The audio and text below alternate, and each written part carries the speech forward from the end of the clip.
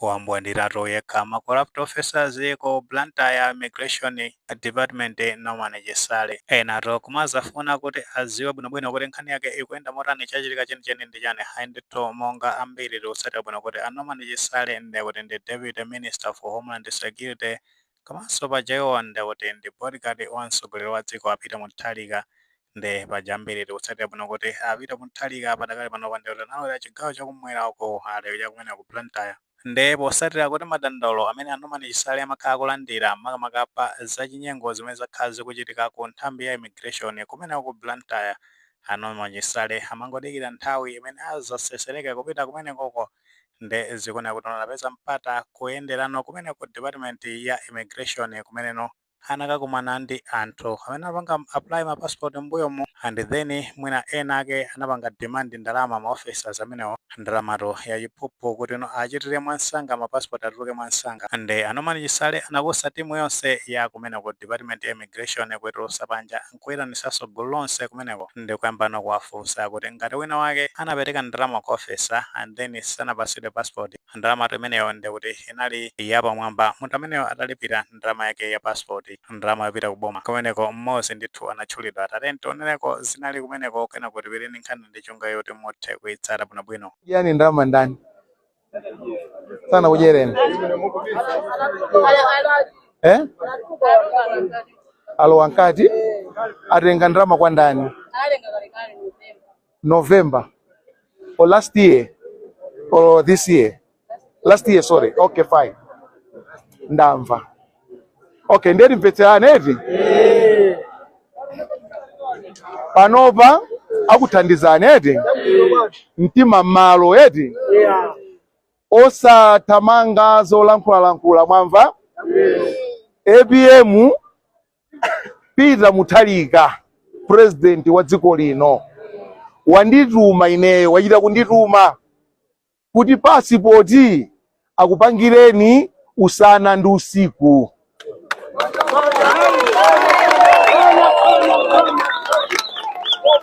lero tukamba za lero eti akuluakuluwa agwira ntchito usana ndi usiku kupanga passport za inuyo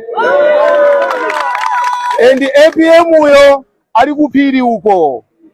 ndipo wandilamula kunena kuti akamachoka pano kupita ku Lilongwe hafu ya wanthu amene sanalandire ma passport apatsidwe and ndikutsimikizirani ma passport yanu akupangirani achikulire awa ali apawo mwamva eti musayerekeze kutenga ndalama kupatsa munthu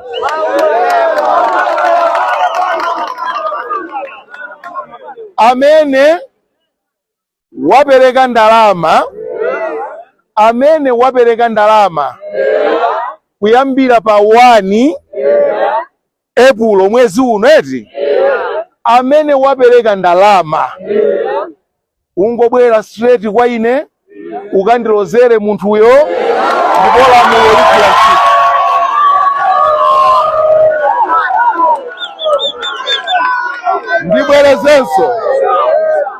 ndibwerezenso eti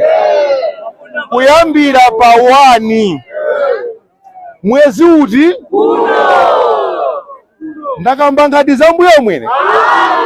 ndati kuyambira liti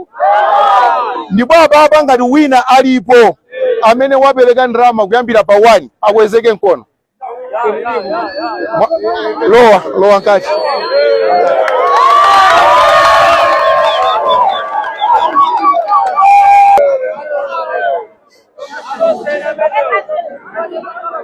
ngati wina aliyense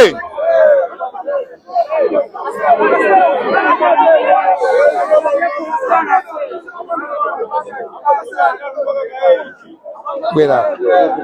mwapereka ndalama kwanda ine bwana nabwera kuno kusabanga passport bali munthu sina lake Jimmy mwampatsa liti Jimmy ananduzuri mwampatsa liti napasa mwezi uno mene malimira pa 4 pa 5 mwampatsa ananduzuri Jimmy ndani labomba ngende simikuliziwa iniyo munamuona kwa ali uniform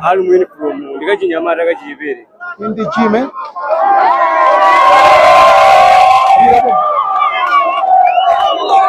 lero muonako lero ndamuonako Ali kuti alipo mwitana abwere kuno ngati alipo amwitana abwere kuno apangane ku front.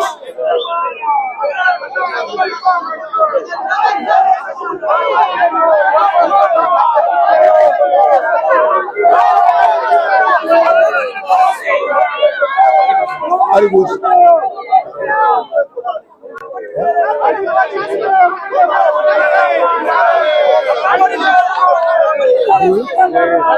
unapasa ndama zina 15,000 yokuti apangire chabwino taona komanso tamva mmene ayankhulira Norman Chisale komanso taona mmene situation inalili kumeneko. Of course ikafuta jika kuna kuti sikanapite kwenikweni komano nkhani ndiona kuti taona zimene zinachitika kumeneko kuti ndithudi corrupt officer mmodzi wapangidwa identified komanso amene azona kuti akupereka nthawi kuti makosana amene analipira ndalama kuma officers athe kukumana nawo mwanseri ndikuti afotokozere Norman Chisale ndi cholinga choti apange track maofisa amene amapita ntchito domeno. Nkhani imene makosana siyachilendo kwenikweni makamaka kuti Norman Chisale kupita ku nthambi ya immigration kukapanga confront maofisa kumeneko amene amakhala kuchita zinthu za chinyengo kumeneko. Tinaona kuti mbuyomu panali pa 20 January chaka chino cha 2026 Norman Chisale anazapitanso ku Lilongwe ku nthambi ya immigration kumeneko anapezanso kuti ma corrupt officers ena ake kupita kumeneko kunabwera posatira kuti analandira dandaulo ndi mmene amagwira ntchito maofisa kumeneko kuti anthu amalipira ndalama yokhuzana ndi passport ndalama ya boma ameneyo kaima zakha 120 ka bwanji potengera ndi mtundu wa passport imene munthu amakhala akufuna kumeneko makamaka kutenga ndi number of booklet ndipo jazi nkamvika zona kuti anthu amenewo amatha kulipira ndalama yapamwamba mwina kuyambira 300,000 mpaka makafika 500,000 kumano kumapita wake passport osapasidwaso kumapeza zoti akungoyimbidwa nyimbo kumweyo. Ndi after kulanda madandaulo amenewo atakapanga confront maofisa amenewo ena mwayiwo anambwandiridwa anamangidwaso ndi ICB ani zake ambiri natsala bwino. Andi potengera ndi chiwerengero cha maofficers amene amafufuzidwa kumeneko analipo over 20. Posatira zimene tinaona kuti anthu amene anali ndi maumboni okhuza ndi ma corrupt officers amenewo paja anazawayitanisa ku ofesi yawo Capitol Hill kumeneno anazakumana a minister omwe ndi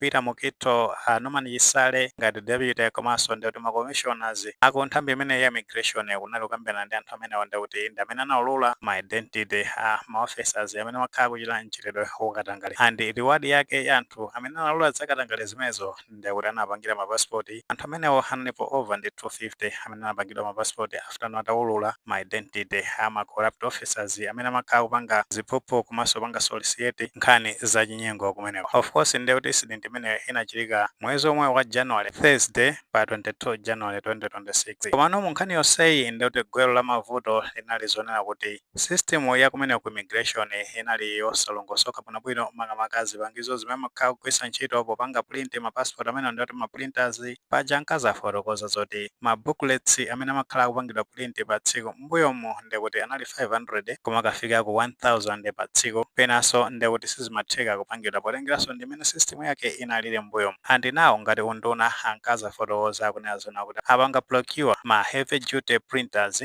ma printers amene ankazafotokoza kuti yina ndi kulipira chigawo cha kumpoto ndi kuti kunzuzo kumeneko, yina ndi kulipira chigawo cha kumwera kumweno ndi ku Blantyre, andi yina ndi kuti kulipira chigawo cha ku Eastern Region kumweno ndi ku Mangochi. Kumenekoko ankazafotokoza kuti ma heavy duty printers amene azikwanisa kupanga ma booklets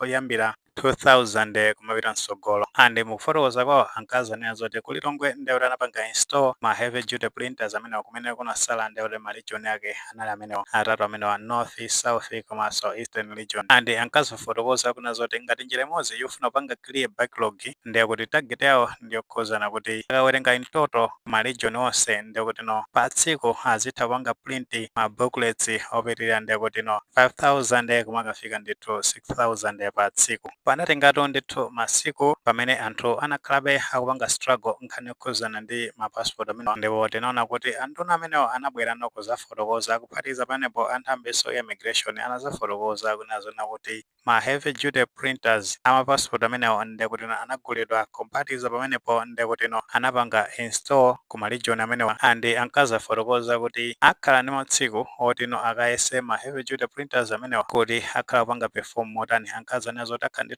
pafupi 3 days kuyeserera machine amenewa pamene ankabwera ndi uthenga umene panali pa 27 March chaka chimene cha 2026 andi potengera ndi amene amayankhulira nthambi ya immigration amene watonde a Pascal Zulu ankanena kuti akhale kuti ma heavy duty printers amenewa apangidwa install kamano nthawi yoti ambe kugwira ntchito remain uncertain ndi apasiti kuziwa zoti kodi ma heavy duty printers amenewa anamba kugwira ntchito kapena ayi kapenanso ndi amene akupangisa zona kuti kuzikhala ma queues ngati amenewa nthambi zimenezi makamaka kumene anapanga install ma printers amenewa. Of course tikaseta bwinobwino akunena zona kuti mtsogoleri wa dziko apita muthalika ndekuti amaona komanso amazindikira ma challenges amene anthu amakhala kumana nawo akakhala kozoti apita ku nthambi imene ya immigration andi pa chifukwa cha chimenecho ndekuti apanga order nthambi zimene za immigration kuti ntchito yopanga ma passport amenewa izichitika usana ndi usiku ngati njira imodzi yofuna kuchepesa backlog imeneyo. Ayi njira ameneyo ndekuti ndi njira bwino ikhopera kuti atalero zitha kuthandiziranso kuti chilero akatangale ndi ziphuphu umene makhala kuchitika kumeneko otha kuchepa chifana ngasi zimachitika posatira kuti anthu ofuna ma passport amakhala mbiri koma process yake ndekuti makhala yochedwa mwina ndi ma time interval ndi zina zotero. Amene mankhani zake ndi mezi kuyendera sizoti mwini maganizo pakhani imeneyi ngati maganizo amene alipo fotokoza na comment section koma molemekezanso maganizo anzathu. Saiwale panga like video imene komanso panga subscribe channel cha Fox News 18 kuti nkhani zambiri zikamachitika ndi zosofirani